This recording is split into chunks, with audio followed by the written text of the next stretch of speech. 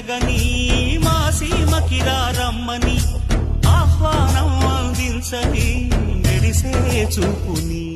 తొలగింది ముప్పు అని నీలి మప్పు మనసారా నవ్వని